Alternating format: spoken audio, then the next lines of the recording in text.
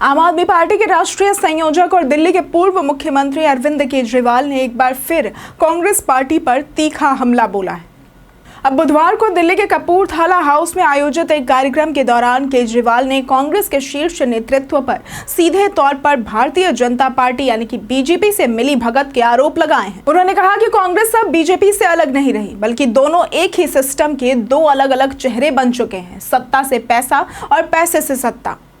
केजरीवाल ने अपने संबोधन में कहा कि कांग्रेस पार्टी के कार्यकर्ता खुद को ठगा हुआ महसूस कर रहे हैं, क्योंकि वे देख रहे हैं कि उनके नेता बीजेपी से हाथ मिला रहे हैं। उन्होंने आरोप लगाया कि कांग्रेस और बीजेपी अब अलग अलग नहीं है। उन्होंने कहा ये दोनों पार्टियां एक ही व्यवस्था का हिस्सा बन चुकी है, जिसमें सत्ता का इस्तेमाल पैसे कमाने के लिए और पैसों का इस्तेमाल सत्ता में बने रहने के लिए किया जा रहा है।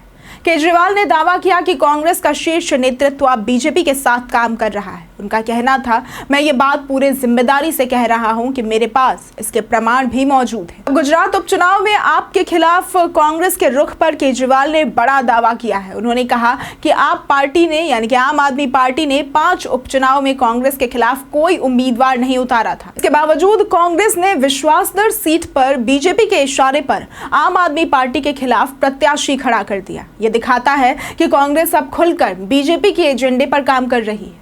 इस बयान के जरिए केजरीवाल ने यह संकेत देने की कोशिश की कि कांग्रेस अब जनता के भरोसे के काबिल नहीं रही है और एक मजबूत विपक्ष की भूमिका निभाने के बजाय बीजेपी के साथ समझौता कर चुकी है। इस कार्यक्रम के दौरान अरविंद केजरीवाल ने पंजाब और गुजरात में हालिया उपचुनावों में आम आदमी पार्टी की जीत को जनता के भरोसे की जीत करार दिया। उन्होंने कहा कि पंजाब की जनता ने उनकी सरकार के कामों पर भरोसा जताया है और गुजरात में लोग बदलाव की राजनीति को अपनाने लगे। उन्होंने कहा, यह जीत उस उम्मीद और भरोसे की है जो देश की जनता आम आदमी पार्टी से रखती है। भगवंत मान, जो कि पंजाब के मुख्यमंत्री हैं, वे भी इस कार्यक्रम में मौजूद थे और उन्होंने आम आदमी पार्टी कार्यकर्ताओं से मुलाकात भी की। उन्होंने पार्टी के प्रदर्शन को भविष्य में पार्टी के लिए एक सकारात्मक संकेत भी बताया।